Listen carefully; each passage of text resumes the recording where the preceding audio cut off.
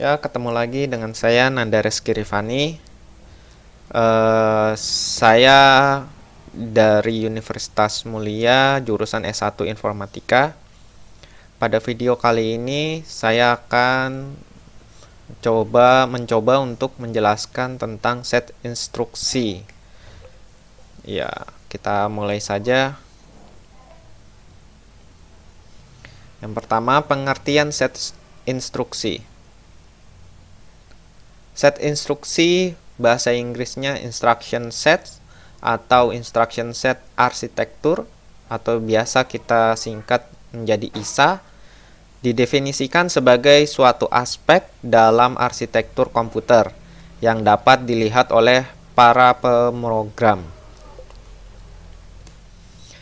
ISA merupakan sebuah spesifikasi dari kumpulan semua kode-kode biner atau yang biasa kita singkat menjadi opcode yang diimplementasikan dalam bentuk aslinya, native form, dalam sebuah desain prosesor tertentu.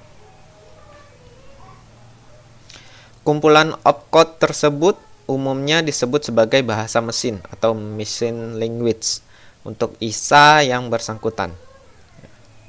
Opcode itu kepanjangan dari operation code, jadi kita singkat menjadi opcode. Yang kedua, elemen set instruksi. Operation code atau biasa kita sebut opcode menspesifikasikan operasi yang akan dilakukan. Kode operasi berbentuk kode biner. Dalam komputasi, sebuah opcode adalah bagian dari instruksi bahasa mesin yang menentukan operasi yang akan dilakukan. Contoh 0001 biner 2 biner, angka biner, dan 1 heksa sama dengan load AC dari memori. Source operand reference. Operasi dapat berasal dari lebih satu sumber. Operand adalah input instruksi. Sumber dan hasil operan dapat berada di salah satu dari ketiga daerah di bawah ini. Yang pertama, memori utama atau memori virtual dengan referensi alamat berikutnya. Maka alamat memori utama atau virtual harus diketahui. Yang kedua, register CPU. Instruksi harus diberi nomor register yang dimaksud. Yang ketiga, perangkat input-output. Instruksi harus menspesifikasikan modul input-output yang diperlukan oleh operasi.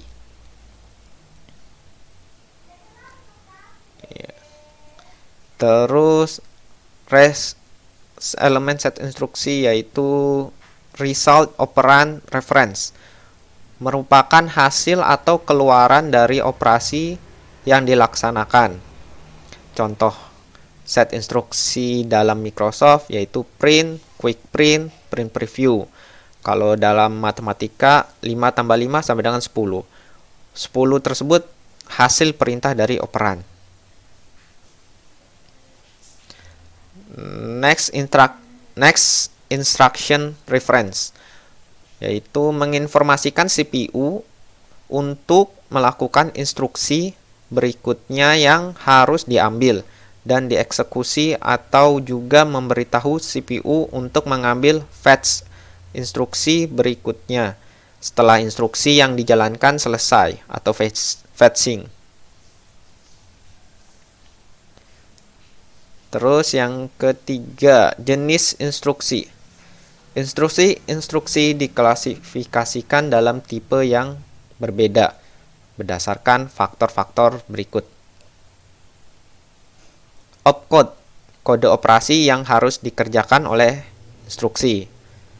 Data, tipe data biner, ada desimal, dan sebagainya. Lokasi operan, ada di memori, register, dan sebagainya. Pengalamatan operan, metode penentuan lokasi operan atau alamat. Panjang instruksi, 1 byte, 2 byte, dan sebagainya. Jumlah medan alamat, 0 alamat, 1 alamat, 2 alamat, dan sebagainya. Instruksi-instruksi dapat diklasifikasikan ke dalam 8 jenis. Yang pertama, instruksi transfer data, yaitu instruksi ini menyalin data dari satu register lokasi memori ke yang lainnya. Yang kedua, instruksi aritmatika. Instruksi ini melakukan operasi-operasi aritmetika. Yang ketiga, instruksi logika. Instruksi ini melakukan operasi-operasi logika boolean. Yang keempat, instruksi transfer control. Instruksi ini modifikasi atau mengubah urutan eksekusi program. Instruksi input-output, yaitu instruksi ini melakukan transfer informasi antara peripheral eksternal dan inti sistem atau CPU atau memori. Yang keenam, instruksi manipulasi string. Instruksi ini melakukan manipulasi string, byte, word, double word, dan sebagainya. Instruksi translate.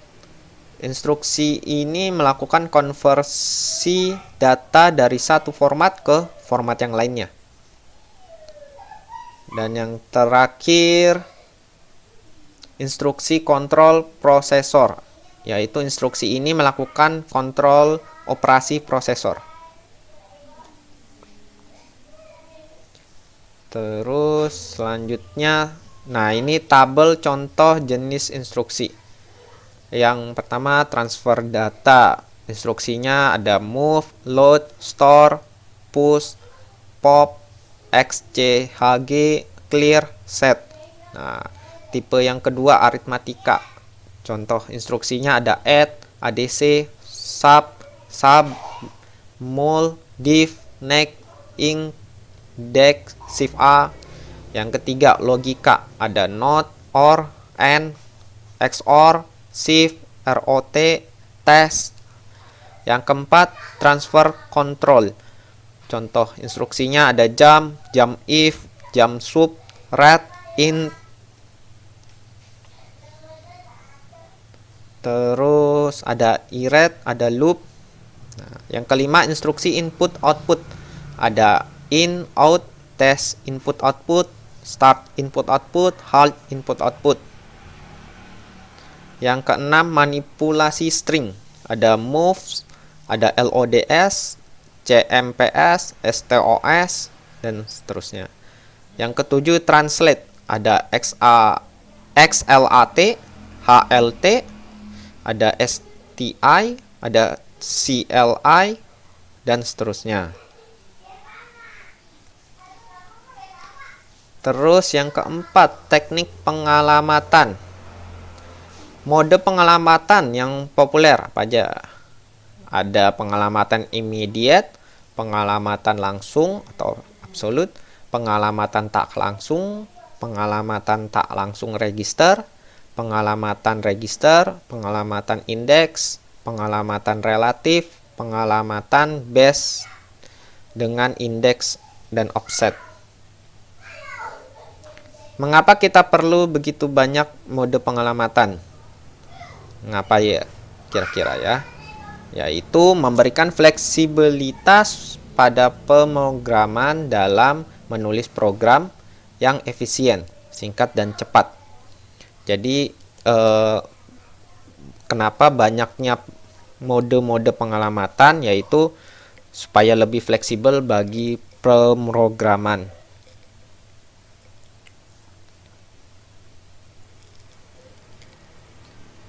Pengalamatan immediate. Mode pengalamatan immediate merupakan mode pengalamatan yang tidak melakukan aktivitas pengambilan operan. Nah, ini format instruksi pengalamatan immediate, ada opcode dan operan. Contohnya, add pagar 26 R1. Artinya tambahkan ekuivalen biner 26 ke dalam R1 dan simpan hasilnya pada R1. Keuntungannya, operan tersedia di dalam instruksi segera setelah pengambilan instruksi berakhir. Karena itu siklus instruksi lebih cepat. Kelemahan, nilai operan dibatasi oleh panjang medan operan dalam instruksi. Praktik pemrograman kurang fleksibel karena setiap perubahan nilai operan memerlukan perubahan pada instruksi. Pengalamatan langsung. Karena alamat operan secara eksplisit diberikan di dalam instruksi, mode ini disebut mode pengalamatan langsung. Ini berikut format instruksi pengalamatan langsung. Ada opcode, alamat memori, baru itu dia lari ke operan yang ada di memori. Contohnya MOV Y, X, artinya salin isi lokasi memori X ke dalam lokasi Y. Keuntungan, karena alamat operan tersedia langsung dalam instruksi, maka tidak dibutuhkan langkah kalkulasi alamat operan. Karena itu waktu siklus instruksi berkurang. Kekurangannya, jumlah bit untuk alamat operan dibatasi oleh medan operan dalam instruksi.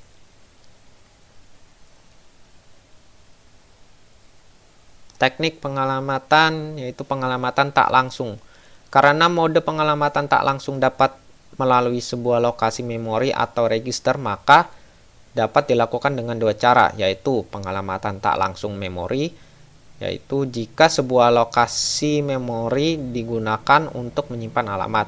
Yang kedua, pengalamatan tak langsung register, jika sebuah register digunakan untuk menyimpan alamat operan.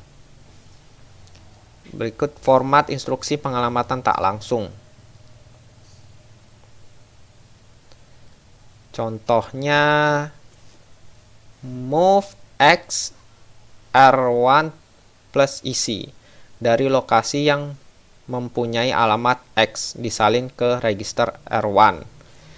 Jadi alamat tak langsung diibaratkan X. Ini X. Bentar.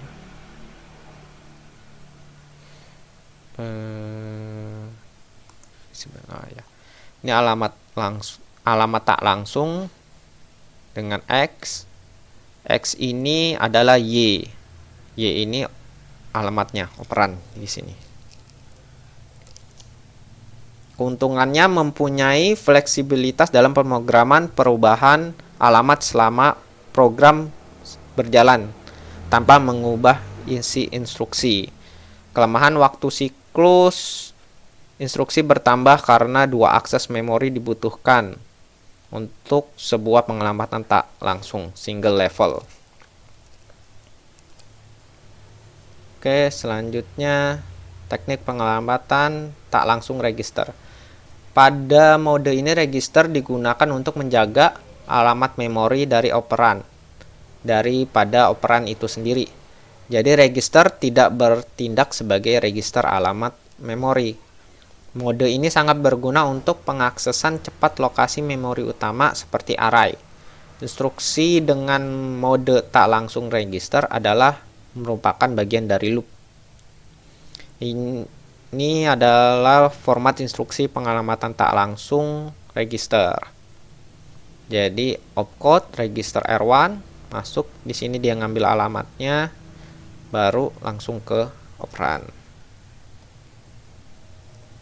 Pertama, alamat awal dari array disimpan dalam register. Nih, array disimpan dalam register. Bila instruksi ditemukan pertama, entry pertama dari array diakses. Kemudian isi register ditambah 1 oleh instruksi lain dalam loop sebelum mendapati instruksi mode tak langsung register. Keuntungannya, pemanfaatan efektif panjang instruksi karena nomor register ditentukan dengan sejumlah bit.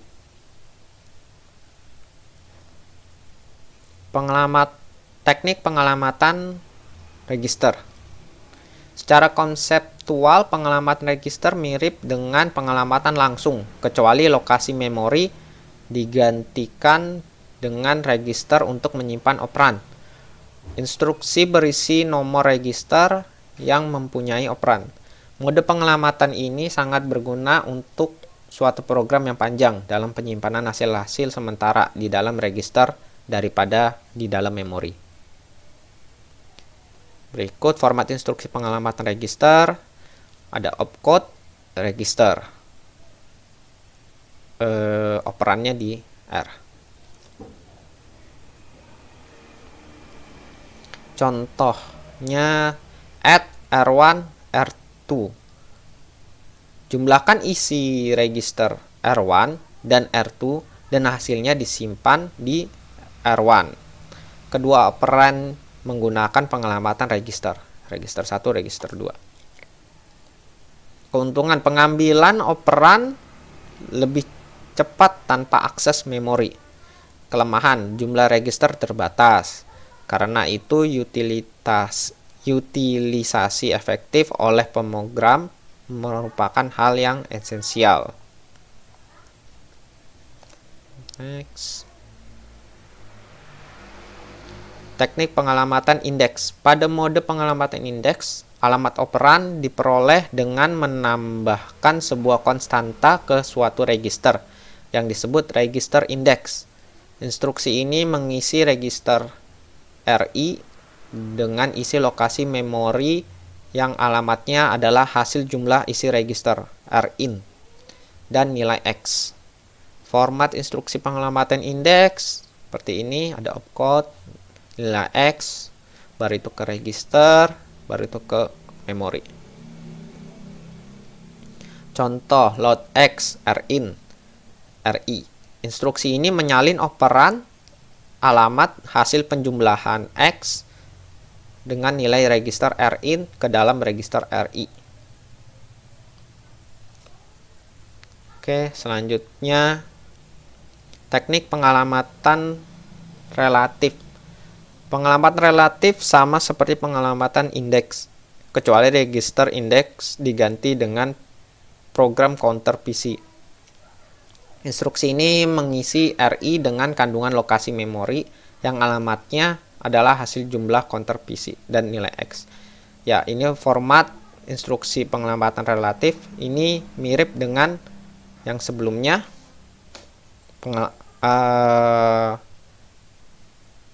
Dengan register indeks mirip. Keuntungannya jumlah bit dalam medan alamat lebih sedikit. Oke, selanjutnya teknik pengelamatan base register. Mode ini digunakan untuk relokasi program di dalam memori dari satu area ke area lain. Pada mode pengelamatan base register, instruksi tidak berisi alamat. Dia memberikan perpindahan relatif terhadap area memori sekarang ke area memori lain. Base register diisi dengan alamat base baru. Instruksi tidak perlu dimodifikasi atau diubah. Berikut format instruksi pengelamatan base register. Ada add opcode, base register, ada offset. Alamat operan sama dengan base register ditambah offset. Keuntungan medan alamat operan dalam instruksi sangat pendek karena hanya memberikan offset perpindahan. Alamat operan dikalkulasi tanpa akses memori. Selanjutnya 5. Desain set instruksi.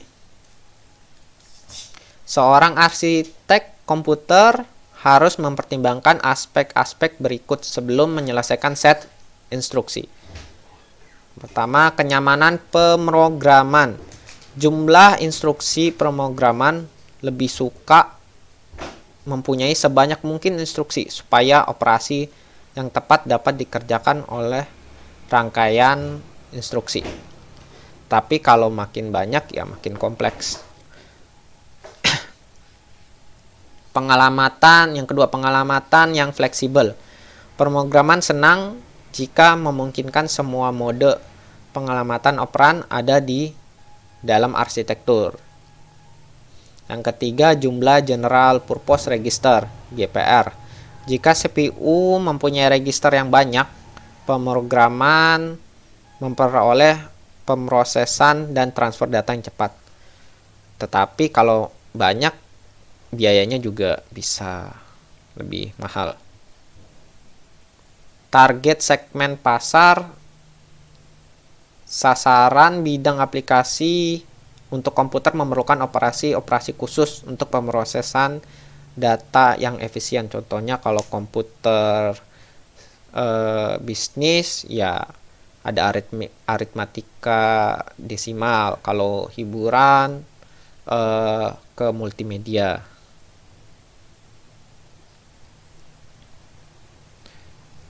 Kinerja sistem. Jika suatu program mempunyai instruksi sedikit, kinerja sistem meningkat karena waktu yang digunakan oleh CPU dalam pengambilan instruksi berkurang. Ya, ini daftar pustaka yang saya ambil dari sini. Oke, sekian dari saya. Kurang lebihnya mohon maaf jika ada kesalahan, mohon dikoreksi. Saya pamit undur diri. Assalamualaikum warahmatullahi wabarakatuh. Terima kasih.